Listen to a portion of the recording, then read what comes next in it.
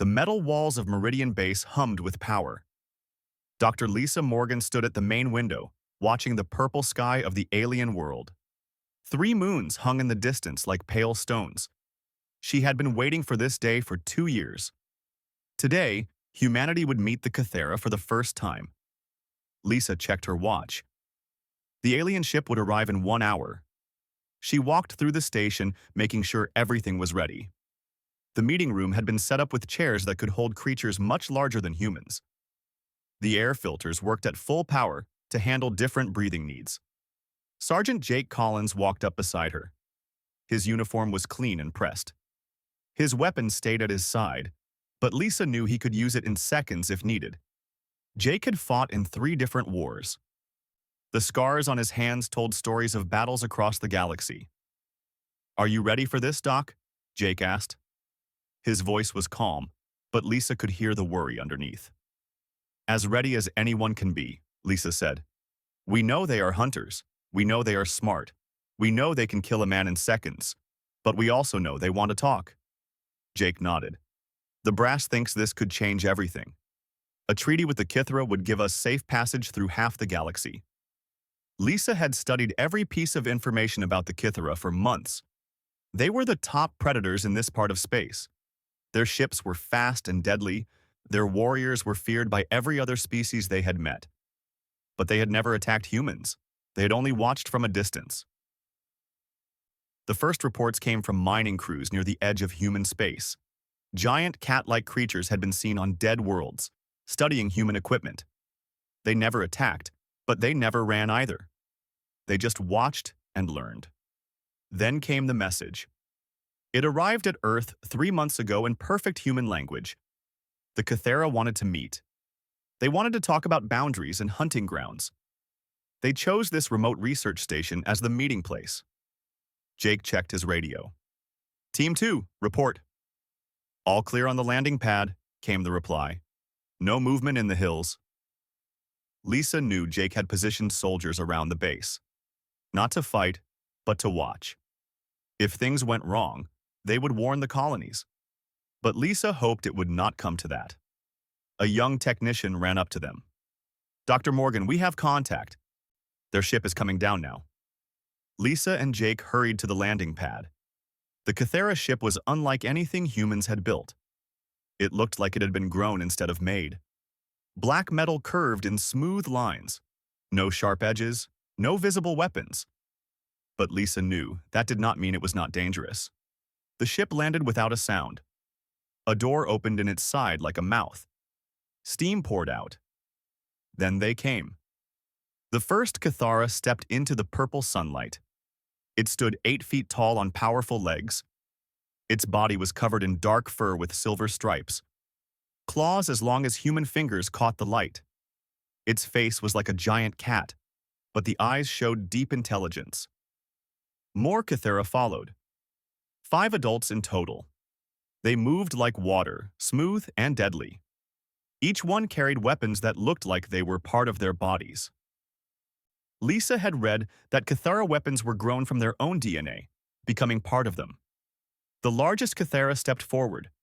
Its silver stripes were brighter than the others. Its eyes were deep yellow. When it spoke, its voice was like distant thunder. "I am Hunt Leader Zareth of the Starstalker Pack. You are the human called Morgan?" Lisa stepped forward, fighting every instinct that told her to run. "I am Dr. Lisa Morgan. Welcome to Meridian Base." Zareth nodded once. "We will speak of hunting grounds and boundaries. Our young ones will remain with the ship." Lisa glanced back at the ship and saw movement. Smaller shapes stayed in the shadows near the door. The cubs. Even from a distance, she could see they were watching everything. Their eyes glowed in the dim light like small lamps. Jake moved to Lisa's side. His hand did not touch his weapon, but it stayed ready. "I am Sergeant Collins. I provide security for Dr. Morgan." "You are a warrior," Zareth said. It was not a question. "Good. Warriors understand the need for clear boundaries." They walked toward the meeting room. Lisa noticed how the adult Cathera moved. They never turned their backs to the humans. They spread out so they could not all be hit at once. Even in peace talks, they thought like hunters. Behind them, Lisa heard soft sounds from the ship. The cubs were making small noises to each other.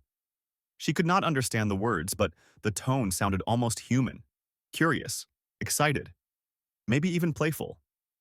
The meeting room felt smaller with the Cathera inside. They were too big for the chairs, so they stood. Zareth placed claws on the table, leaving small marks in the metal. "We have watched your species for 10 cycles," Zareth said. "You spread fast. You build on worlds others cannot use. You fight when cornered, but you also help the weak. This is unusual." Lisa pulled out her datapad. "We hope to learn about your territory needs. Humans want to avoid conflicts with your people." "Conflicts?" Zareth repeated the word like it tasted strange. "Your kind does not hunt for sport. You kill only for food or defense. Also unusual." Jake listened but said nothing. His job was to protect Lisa and watch for danger. The Cathera moved in ways that made his soldier instincts alert. Every movement was controlled. Ready. They could go from talking to fighting in a heartbeat. Through the window, Lisa could see the Cathera ship. The cubs had moved closer to the door. They were watching the building where the adults were meeting, their heads turned at every sound. "Your young ones are curious," Lisa said. Zareth's ears twitched. Cubs learn by watching. They study all things that might become prey or threat. But humans are neither. "What are humans to your people?" Jake asked. Zareth was quiet for a long moment. His yellow eyes studied both humans carefully. "Unknown," he finally said. "Your species puzzles our hunters. You show kindness to creatures that cannot help you. You mourn your dead. You protect the weak even when it costs you. These are not hunting behaviors."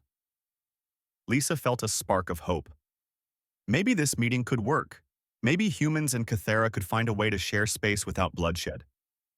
Outside, one of the cubs made a sound that was almost like a purr. The other cubs answered. Their voices carried on the alien wind, mixing with the hum of the station's machines and the whisper of the purple sky above. 3 weeks had passed since the Kithra arrived at Meridian Base. The talks moved slowly, like two cats circling each other. Every day, Dr. Lisa Morgan and Hunt Leader Zareth met in the conference room. They drew maps on data screens, marking where humans could go and where Cathera hunted. Jake Collins had learned the routine. Every morning he checked the base security. Every afternoon, he walked the outer walls. Every evening he made sure the Cathera ship was secure. The alien cubs still watched from their doorway, but they seemed less afraid now. Sometimes Jake caught them following him during his patrols, staying far back but always watching. The talks were going well, better than anyone had hoped. The Cathera wanted clear borders, not war.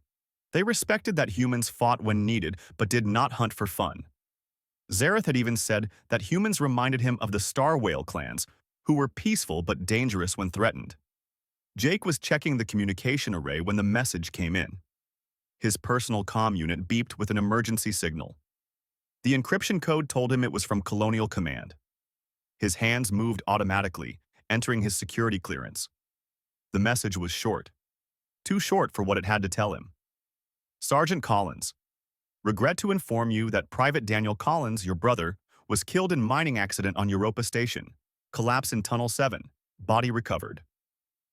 Funeral held yesterday, per military protocol. Unable to delay for family attendance due to mission-critical status. Personal effects being sent to your designated address. Our condolences." Jake stared at the screen for a long time. The words did not seem real. Danny was only 22. He had joined the Colonial Defense Force to follow Jake's path. He was supposed to be safe on Europa, fixing equipment and keeping the miners protected. Jake's hands shook as he deleted the message. No one could know. The talks with the Cathera were too important. If he broke down now, it could destroy everything. Millions of humans depended on this treaty working. He finished his checks and walked back to the main building. Lisa was coming out of the meeting room. Zareth and 2 other Cathara followed her. They were discussing mineral rights in the Vega sector. "How did it go today?" Jake asked. His voice sounded normal. Soldier training kept him steady. "Good progress," Lisa said. She looked at Jake more closely. "Are you feeling all right? You look tired." Just the long days, Jake lied. This place never really gets dark with 3 moons. Lisa nodded, but her scientist eyes kept studying him. Jake knew she was smart. If he was not careful, she would figure out something was wrong. The Cathera walked past them toward their ship. Zareth stopped and looked at Jake with those yellow eyes. Your scent has changed, human warrior. Jake's heart stopped for a moment. The Cathera could smell emotions. He had forgotten that. Different food today, Jake said. Still getting used to the rations. Zareth tilted his massive head, but said nothing. He followed his packmates to their ship. Jake went to his quarters and sat on his narrow bed. The room was small and gray. A picture of Danny sat on his desk. It showed both brothers at Jake's graduation from officer school. Danny was grinning and giving a thumbs up. He looked so young. Jake had raised Danny after their parents died in the Titan bombing. Jake was 18, Danny was 12. They only had each other. Jake taught Danny how to shoot, how to fight, how to be a soldier. But he also taught him how to cook bad food and how to fix broken things and how to laugh when everything went wrong. Now Danny was gone. Jake could not even go to the funeral. He could not hold his brother's flag or hear the words that soldiers say for their dead. He was stuck on this alien world, pretending everything was fine while his heart broke apart. There was a soft scratching sound outside his window. Jake wiped his eyes and looked out. 3 Cathera cubs sat in the shadows between buildings. They were not looking at his window, but Jake knew they were watching. Their ears turned toward every sound he made. The cubs had been getting braver each day. At first, they only watched from their ship. Then they started exploring the base. Jake had seen them playing in the storage areas, chasing each other like earth cats. But they always ran when humans got too close. These 3 were different. The largest had silver markings like a future hunter. The smallest had dark stripes and bright green eyes. The middle one had white patches on its chest and paws. Jake had started thinking of them as Silver, Stripe, and Patches, though he never said the names out loud. They were watching him now. Jake could feel it. Cathera senses were much better than human ones. They could hear his heartbeat from across the room. They could smell his tears before they fell. Jake tried to sleep but could not. Every time he closed his eyes, he saw Danny's face. He remembered teaching his little brother how to tie military knots, how to clean a rifle, how to stand at attention without falling over. Danny had wanted to be like Jake so badly, strong and brave and fearless. But Jake did not feel strong now. He felt empty, like someone had cut a hole in his chest. The next morning, Jake did his duties. He checked security. He walked his patrol routes. He stood guard while Lisa and Zareth talked about trade agreements. But everything felt gray and distant, like he was watching someone else's life. Lisa kept glancing at him during the meetings. She asked if he wanted medical leave. Jake said no. The mission was too important. But the cubs watched him too. They followed his patrols from a distance. When he stopped to rest, they stopped too. When he moved, they moved. Like they were guarding him instead of the other way around. On the 5th day after the message, Jake was checking the perimeter fence when Patches appeared on the other side. The young Cathera sat down and stared at him through the metal mesh. Its green eyes were very bright. "What do you want?" Jake asked quietly. Patches tilted its head like a confused cat. Then it made a soft sound, almost like a question. Jake had heard the adult Cathera make similar sounds when they were thinking. But this was different, gentler. "I'm fine," Jake lied. "Just doing my job." Patches made the sound again. This time, Silver and Stripe appeared beside it. All 3 cubs sat in a row, watching Jake with eyes that seemed too old for their young faces. Jake finished his patrol and went inside. But he could feel the cubs watching the building. When he looked out his window that night, they were still there. 3 small shapes in the darkness, keeping watch. Lisa found Jake in the mess hall the next morning. He was staring at his coffee without drinking it. "Jake, I need to ask you something," she said. "Are you sure you're okay? Zareth mentioned that you smell different. Cathera have very good noses." "I'm handling it," Jake said. "Handling what?" Jake looked at her. Lisa had become his friend over the weeks of working together. She was smart and kind and brave, but this was not her burden to carry. Personal stuff, Jake said. Nothing that affects the mission. Lisa sat down across from him. The mission matters, but so do you. If you need to talk to someone. I can't, Jake said. The words came out harder than he meant. Not now, not until this is done. Lisa nodded slowly. Okay, but Jake, whatever it is, you don't have to carry it alone. After she left, Jake sat in the empty mess hall. Through the window, he could see the cubs playing near their ship. They were wrestling like earth kittens, rolling in the purple dirt. But every few minutes, one of them would look toward the main building, toward him. That night, Jake could not sleep at all. He got up and went to the observation deck. It was quiet there. Dark. A good place to think about Danny and remember his laugh and try to figure out how to keep going without him. He sat in a chair facing the alien landscape. 3 moons hung in the sky like distant eyes. Jake finally let himself feel everything he had been pushing down. The pain hit him like a physical blow, and he bent forward, putting his head in his hands. For the first time since reading the message, Sergeant Jake Collins allowed himself to cry. The observation deck was empty at this hour. Jake had chosen it because no one came here after the evening shift. The large windows showed the alien landscape under 3 moons. Purple rocks stretched to the horizon. Strange plants with silver leaves moved in the wind. It was beautiful and terrible and nothing like home. Jake sat in the corner chair as far from the door as possible. His rifle leaned against the wall beside him. Old habit. Even when breaking down, a soldier kept his weapon close. Danny's death felt unreal, like a bad dream he could not wake up from. Jake kept expecting his comm unit to beep with another message, one that said it was all a mistake, that Danny was hurt but alive, that he was asking for his big brother to come home. But no message came. Danny was gone, buried in the cold ground of Europa, while Jake sat on an alien world, pretending to be strong. The tears started slowly. Jake had not cried since their parents died 15 years ago. He had been the strong one then, holding Danny while his little brother sobbed. Jake had promised they would be okay, that he would take care of everything. Now there was no one left to take care of. No one left to protect. The mission would end, and Jake would go back to Earth alone. He would live in an empty apartment and eat silent dinners and have no one to call on holidays. The pain hit him like a physical thing. His chest felt tight, like someone was squeezing his ribs. He bent forward and put his head in his hands. The tears came harder now, hot and bitter. His shoulders shook with the force of holding back sobs. Jake had spent his whole adult life being strong. Strong for Danny, strong for his soldiers, strong for the mission.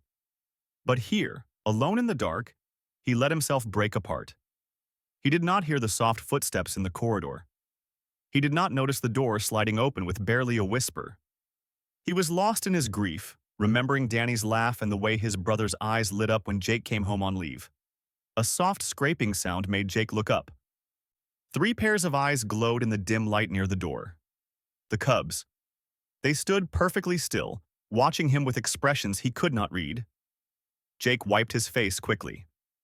"Hey there, you shouldn't be in here." The cubs did not run. They did not make a sound. They just watched him with those bright eyes. The largest one, Silver, took a step forward. Then another. "It's okay," Jake said, though his voice was rough from crying. "I won't hurt you." Silver moved closer, its massive paws silent on the metal floor. The other 2 cubs stayed by the door, but they did not leave. They spread out, taking positions that would let them see all approaches to the room. Jake had seen adult Cathera do the same thing, protective formation. But why would cubs protect a human? Silver stopped 3 feet away from Jake's chair. Up close, Jake could see how young it was. Its claws were still small. Its fur was soft-looking, not the thick battle coat of an adult. But its eyes held intelligence that made Jake's breath catch. The cub tilted its head and made a soft sound. Not a growl or a roar. Something gentle. Almost like a question. "I'm not hurt," Jake said. Not physically. Silver's ears twitched. It took another step closer until it was almost within arm's reach. Then it did something that shocked Jake completely. It sat down. The cub folded its powerful legs and settled onto the floor like a house cat, but it kept its eyes on Jake's face. Watching. Waiting. "What are you doing?" Jake whispered. Silver made that soft sound again. This time, the other two cubs answered from across the room. Their voices mixed together like a song Jake did not understand. The tears started again. Jake could not stop them. Seeing these young predators sitting with him somehow made the grief worse and better at the same time. Worse because it reminded him of how alone he really was. Better because for the first time in days he did not feel completely isolated. "My brother died," Jake told them, though he knew they could not understand. "He was the only family I had left." Silver leaned forward slightly, as if listening. Its green eyes never left Jake's face. "I taught him everything," Jake continued. "How to be a soldier, how to be strong. But I couldn't teach him how to survive a tunnel collapse." The words came pouring out. About Danny's smile, about their parents' death, about growing up too fast and learning to take care of someone else when you were still a child yourself. About being scared and angry and lost. Silver listened to it all. The cub did not move except to occasionally tilt its head or twitch its ears. Sometimes it made soft sounds that seemed almost like responses. The other two cubs, Stripe and Patches, moved closer during Jake's story. They settled on either side of the room, still in protective positions but near enough to be part of whatever was happening. Jake cried until he had no tears left. His eyes burned, his throat hurt. But something inside his chest felt looser, like a knot had been untied. "I have to keep going," he said finally. "The mission is too important. People are counting on this treaty." Silver stood up slowly. For a moment, Jake thought the cub was going to leave. Instead, it stepped closer and pressed its massive head against Jake's knee. The touch was gentle. Careful. Like the cub understood that humans were fragile compared to Kithara. The fur was softer than Jake had expected, warm and thick. He could feel the cub's breath, slow and steady. Without thinking, Jake reached out and touched Silver's head. The cub did not pull away. Its ears flicked forward, and it made a sound that was almost like a purr. "Thank you," Jake whispered. He did not know if the cubs understood his words, but they seemed to understand his meaning. Silver stayed pressed against his knee. The other two cubs settled more comfortably on the floor, clearly planning to stay. Jake looked out the window at the alien landscape. The moons had moved across the sky while he sat here. Dawn was still hours away. But somehow, the darkness did not feel as heavy anymore. The cubs stayed with him through the night. Sometimes they moved around the room, always quiet, always careful. But one of them was always close to Jake. When he started crying again, Silver would press against his leg. When he talked about Danny, Patches would make soft answering sounds. They brought him things. Stripe disappeared for a while and came back with a piece of fabric from their ship. It was soft and warm and smelled like the Kithara den. Silver found a crystal from somewhere, probably the geology lab. It was smooth and blue and caught the moonlight like a tiny star. The cubs placed their gifts near Jake's feet and settled back down to watch him. They did not ask for anything in return. They just gave what they had and stayed close. As the hours passed, Jake began to understand what was happening. The cubs were not just being kind. They were doing something their instincts told them to do. In Kithara society, pack members protected each other. They comforted the hurt and stayed with the grieving. Somehow, these three young aliens had decided that Jake was part of their pack. When the first hints of dawn touched the sky, Jake felt something he had not expected. Peace. Not happiness, not yet. The grief was still there, sharp and real, but the terrible loneliness was gone. "I have to go," Jake said softly. "Morning shift starts soon." Silver raised its head from where it had been resting near Jake's chair. The cub's eyes were bright and alert, like it had been dozing but ready to wake at any moment. The other two cubs stretched and yawned, showing teeth that could tear a human apart. But they moved carefully around Jake, never threatening, always gentle. Jake stood up and picked up his rifle. His legs were stiff from sitting all night, but his mind felt clearer than it had in days. The cubs watched him prepare to leave. "Will I see you again?" Jake asked. Silver tilted its head and made that soft questioning sound. Then all three cubs moved toward the door. But they did not run ahead. They waited for Jake to follow, like they were escorting him back to safety. They walked together down the empty corridors. The cubs' claws clicked softly on the metal floor. Their eyes glowed in the dim emergency lighting. They moved like shadows, graceful and silent. At the junction where the corridor split toward the human quarters and the exit to the landing pad, the cubs stopped. Silver pressed against Jake's leg one more time. Then all three of them melted away into the darkness, heading back to their ship. Jake stood alone in the corridor, but he did not feel alone anymore. Three young predators had sat with him through his darkest hour. They had given him comfort and companionship without asking for anything in return. For the first time since Danny died, Jake smiled. Jake went to his quarters and showered. The hot water felt good on his tired body, but he could still feel where Silver's fur had pressed against his leg. When he looked in the mirror, his eyes were red but clear. The terrible fog that had clouded his thoughts for days was starting to lift. He reported for duty on time. Dr. Morgan was already in the lab, preparing for another day of talks with Hunt Leader Zareth. She looked up when Jake entered. "You look better today," she said. "Did you sleep?" "Some," Jake said. It was not exactly a lie. He had found rest, even if not sleep.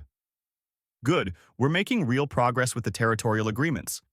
Zareth seems to trust us more each day." Jake nodded and checked his equipment. As he worked, he thought about the cubs. Had it really happened? Had three alien predators really spent the night comforting a grieving human? The answer came during his morning patrol. He was walking the outer fence when he saw movement in his peripheral vision. Silver stepped out from behind a supply container. The cub looked at Jake for a moment, then approached slowly. "Hello again," Jake said quietly. Silver made that soft, questioning sound and came closer. In its mouth, it carried something wrapped in Cathera fabric. The cub set it down near Jake's feet and stepped back. Jake knelt and unwrapped the bundle. Inside was food. Not human rations, but Kythra provisions. High-energy protein bars that smelled like earth jerky. The kind adult Kythra gave their cubs when they were stressed or hurt. "Thank you," Jake said. Silver's ears perked up at the sound. The cub settled down to watch Jake eat. The food was surprisingly good, with a taste like spiced meat and something sweet Jake could not identify. As Jake ate, Stripe and Patches appeared from different directions. They moved carefully, checking for other humans before approaching. When they saw Jake was alone, they came closer. Patches carried a small piece of smooth metal, polished until it shone like a mirror. Stripe had found a flowering plant from somewhere, its silver petals bright against the purple soil. The cubs placed their gifts near Jake and settled down in a loose triangle around him. Their positions let them watch all approaches while staying close to Jake. It was a defensive formation, but also something more. It felt like family. Jake finished the protein bar and stood up. "I have to finish my patrol." The cubs rose too. They followed him along the fence line, staying back far enough to avoid alarming any humans who might see them, but close enough to respond if something threatened Jake. When Jake reached the communication array, he stopped. This was where he had received the news about Danny, where his world had fallen apart. Silver sensed the change immediately. The cub moved closer, pressing against Jake's side. Stripe and Patches flanked them, their ears alert for danger. "He would have liked you," Jake told them. "Danny loved cats. We had one when we were kids, a little orange thing named Rusty. Danny used to carry him everywhere." The cubs listened to his words with the same attention they had shown the night before. Jake did not know if they understood the language, but they seemed to understand the emotion behind it. The day continued like this. The cubs shadowed Jake's movements, appearing when he was alone, disappearing when other humans approached. They brought him small gifts throughout the day: a smooth stone, a piece of fruit from their ship's supplies, a feather from some alien bird. Each gift was placed carefully near Jake, and the cubs would wait to see if he accepted it before moving away.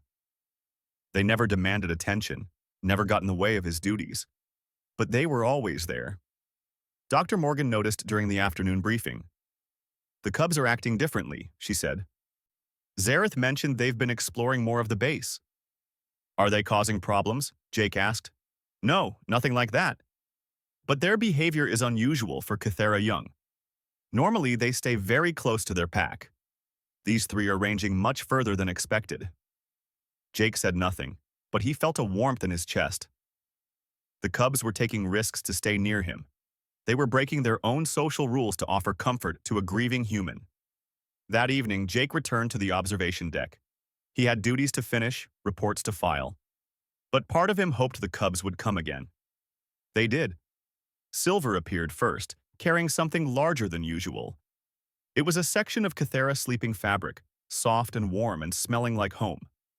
The cubs spread it on the floor near Jake's chair and settled down on it.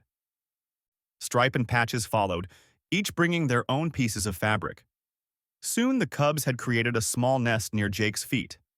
They arranged themselves in their protective triangle and watched him with bright eyes. "You know," Jake said, settling back in his chair, "I think you understand more than you let on." Silver tilted its head and made a soft chirping sound that was almost like agreement. Jake pulled out his datapad and showed the cubs a picture of Danny. It was his favorite shot, taken during his last leave. Danny was in his dress uniform, grinning at the camera with his arm around Jake.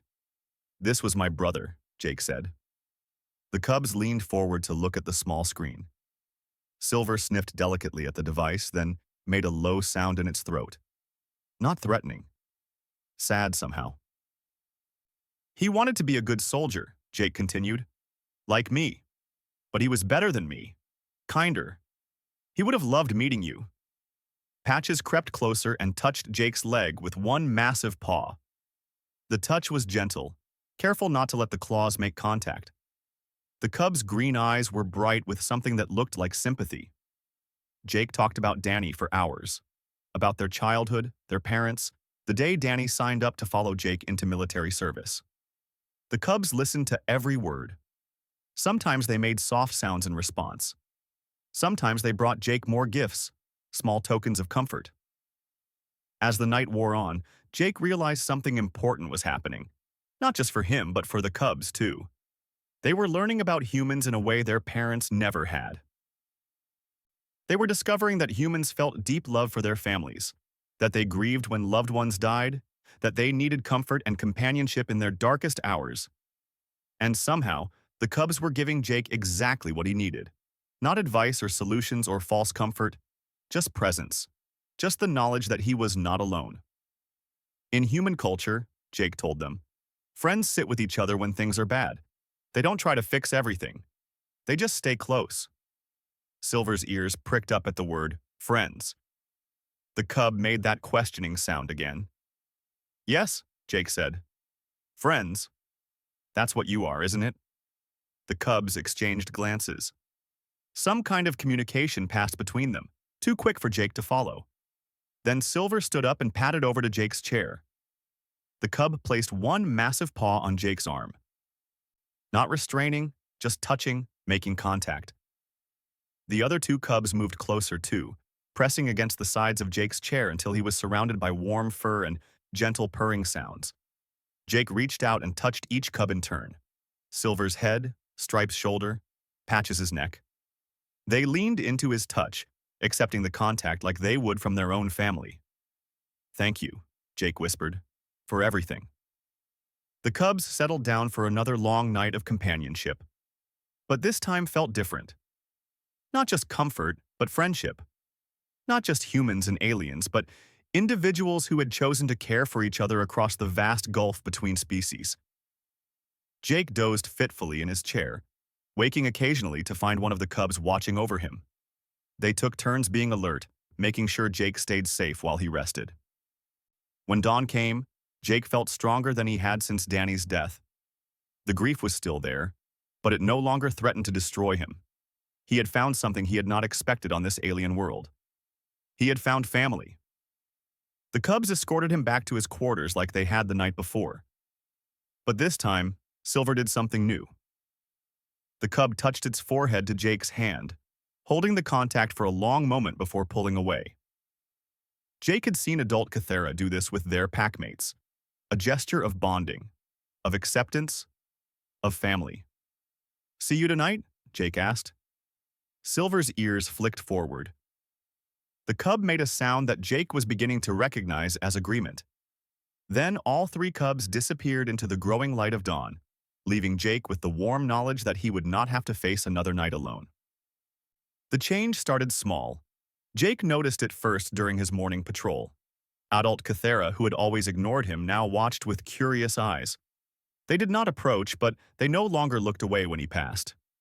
Dr. Morgan mentioned it during their afternoon meeting. "Zareth asked me about you today," she said. "He wanted to know if humans often form bonds with young of other species." "What did you tell him?" "The truth. That humans have been adopting and caring for alien creatures since we first reached the stars.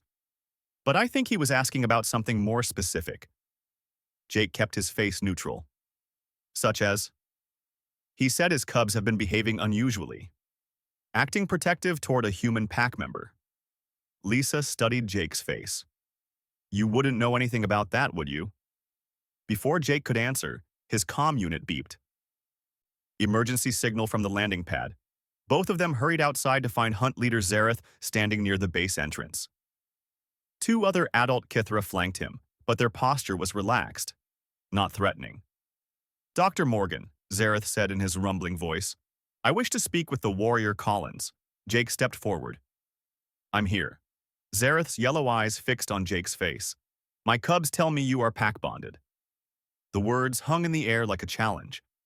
Jake felt his heart speed up, but he met Zareth's gaze steadily. "They have been kind to me," Jake said, "during a difficult time." "Cubs do not bond with prey species," Zareth said, "nor do they offer protection to potential threats. Yet my young ones speak of you as family." Dr. Morgan stepped closer. "Hunt Leader, if there's been some misunderstanding—" "No misunderstanding," Zareth said. "Only confusion. My cubs describe behavior I have never seen before. They say the human shows grief like Cathera, that he mourns his dead with proper sorrow, that he accepts comfort offerings like a true pack member."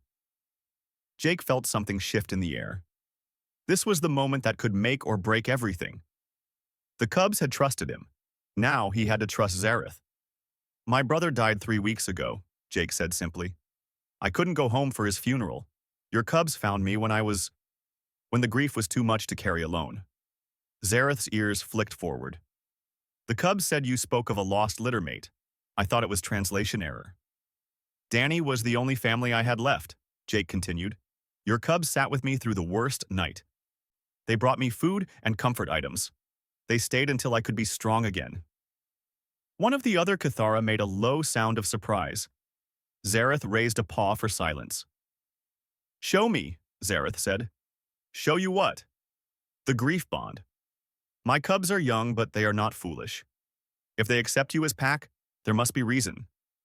Jake pulled out his datapad and showed Zareth the picture of Danny. "This was my brother.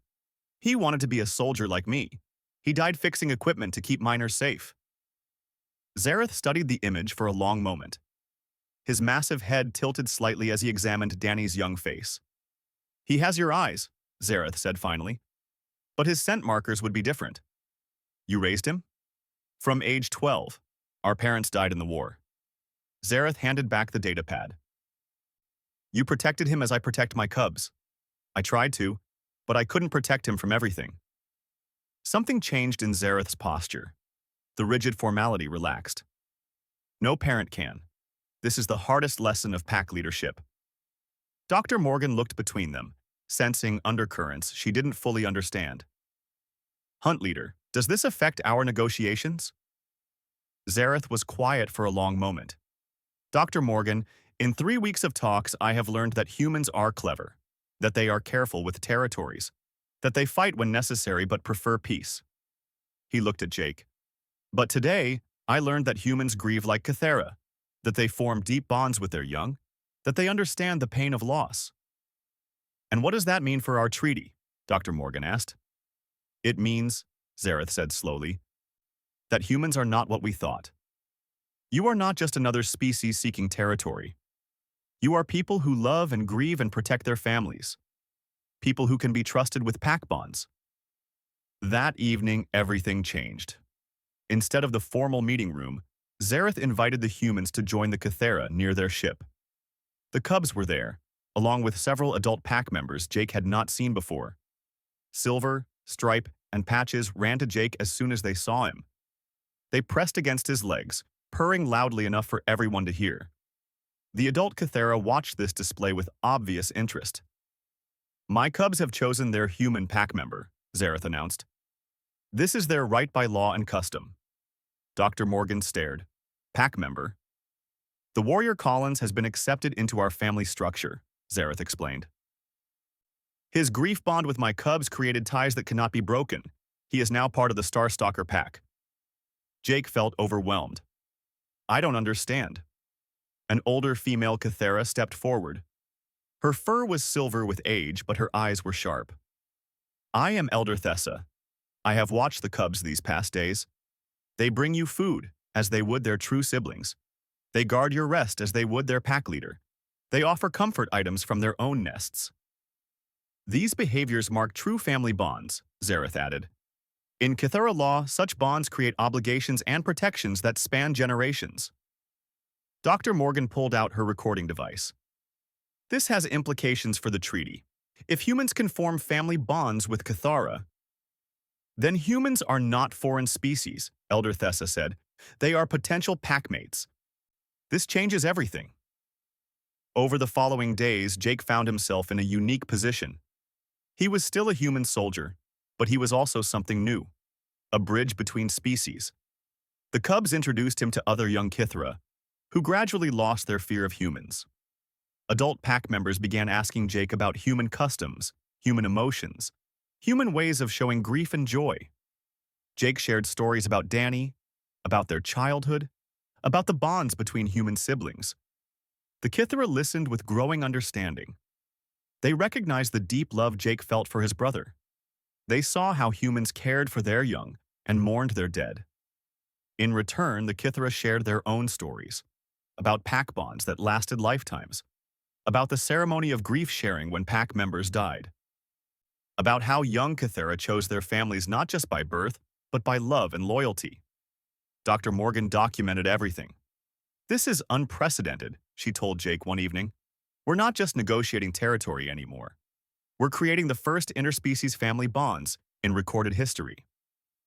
The formal treaty signing took place 2 weeks later, but it was different from what anyone had originally planned. Instead of simple territorial agreements, the treaty established the first human Kithra alliance. It included provisions for trade, mutual defense, and something entirely new, family exchange programs. Humans who formed pack bonds with Kithra would be recognized as family members with all the rights and protections that entailed.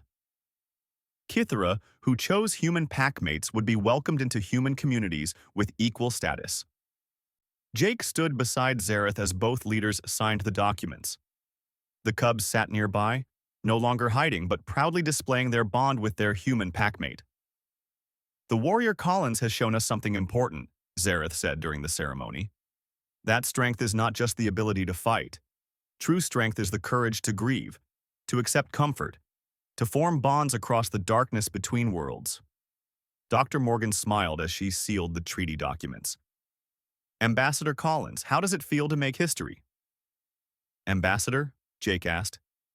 You didn't think we'd let you go back to regular patrol duty, did you? Lisa laughed. You're the first human to be adopted into an alien pack. Earth wants you to head the new cultural exchange program. Jake looked at the cubs, who were playing nearby but always keeping him in sight. Silver caught his eye and made that familiar questioning sound. What do you think? Jake asked them. Ready to help bridge the gap between our peoples? Silver bounded over and pressed its massive head against Jake's chest. Stripe and Patches followed, surrounding Jake in warm fur and rumbling purrs. I think that's a yes, Dr. Morgan said. Zareth placed a heavy paw on Jake's shoulder. Welcome to the pack, brother. Jake smiled, feeling Danny's presence like a warm memory. His little brother would have loved this. Would have been proud to see Jake not just as a soldier, but as a bridge between worlds. As someone who found family in the most unexpected places. The Cubs had taught Jake something important during those dark nights on the observation deck. That grief shared was grief lessened. That love could cross any divide, even the vast gulf between species. That sometimes the greatest strength was simply the willingness to let others care for you. As the 3 moons rose over Meridian Base, Jake walked toward the research station with his new pack surrounding him. Behind them, humans and Cathera worked together to prepare for a future none of them had imagined. A future built not on fear or dominance, but on the simple recognition that all thinking beings needed love, comfort, and family. A future that began when 3 young predators saw an alien soldier cry and decided to bring him snacks and keep watch until he stopped. In the end, it was not humanity's weapons or technology that impressed the galaxy's greatest hunters. It was humanity's capacity for love and the courage to show vulnerability that opened the door to the stars. And in the quiet moments before sleep, when Silver curled against his side and Stripe and Patches settled nearby, Jake would remember Danny and know that his brother's death had not been meaningless. It had led to something beautiful, something that would last long after the grief faded. Love, it turned out, was the most powerful force in the universe. Even predator cubs knew that.